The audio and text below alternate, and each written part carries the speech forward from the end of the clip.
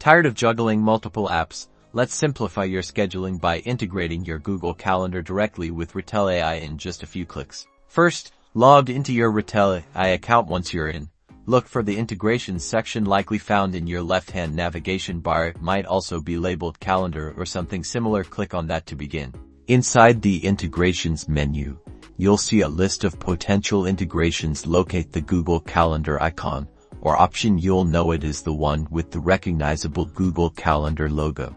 Next, click on the Google Calendar option and Retell Ai will prompt you to sign into your Google account. This will likely open a new window or a pop-up asking you to specify which Google account you want to use. Make sure you are logged into the correct Google account to continue.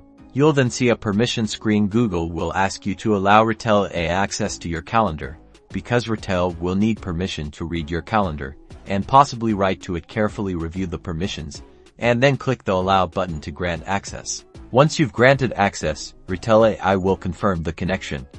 You should see a success message or a visual indication that your calendar is now synced. Now, your Google Calendar is seamlessly integrated with Retell Ai.